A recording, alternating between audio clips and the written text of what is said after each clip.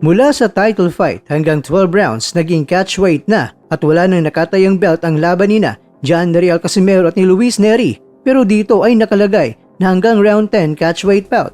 Pero sa official website ay naging 12 rounds pero non-title fight.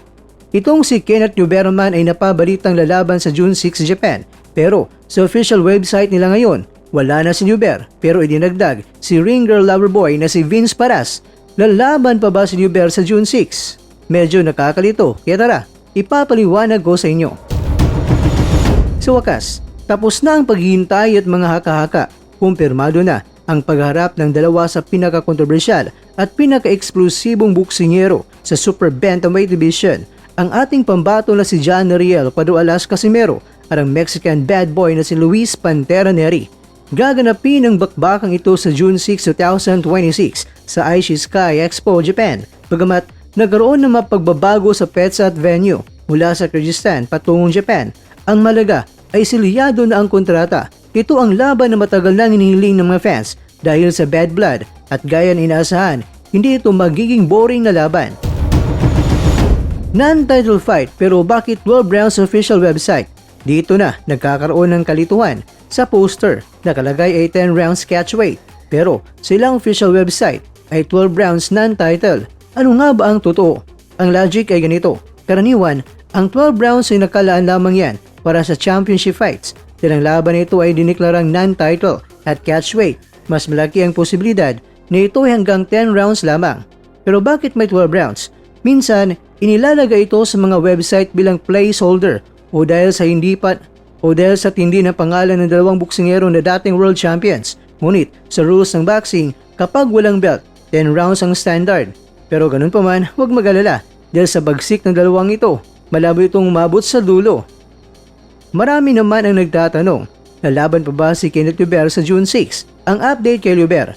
Si Newber ay napaulat na sasabak sana sa isang IBF title eliminator laban yan kay Michael Angeletti. Ngunit sa huling update ng official website nila, nawala ang kanyang pangalan.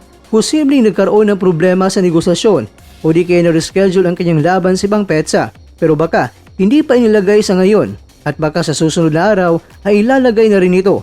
Kaya hintayin na lang natin mga kwento.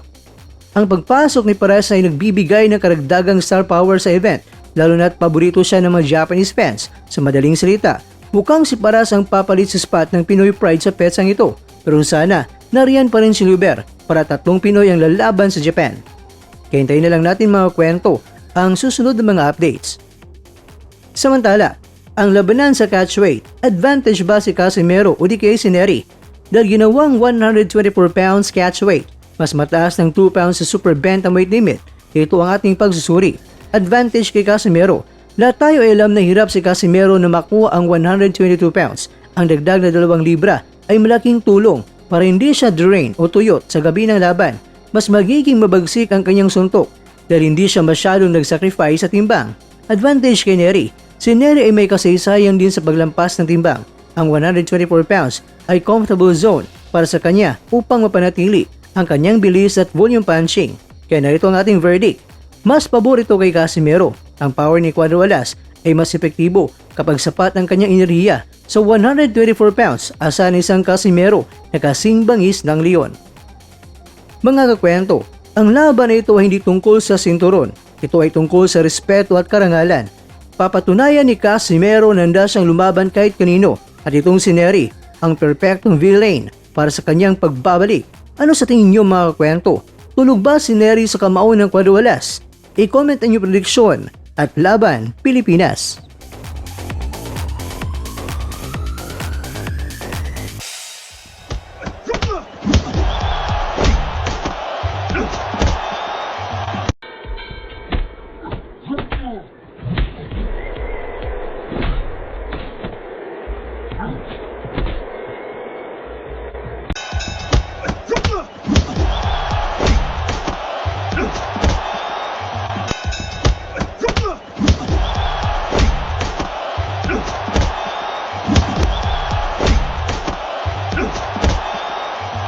Sa bawat suntok, may pangarap. Sa bawat... Mga kakwento, hanggang dito na lang muna ang ating kwentuhan. Huwag kalimutan na mag-like, share at subscribe Ako po si Mr. Kwento. Ito ang mga kwentong maaring hindi pa nakwento sa inyo. Tayo ng boses ang hindi pa napapansin ng mundo. Samahan niyo akong busisiin ang bawat kwento at bawat sakripisyo ng mga mandirigmang mga Pilipino. Ito ang kwentong di pa nakwento.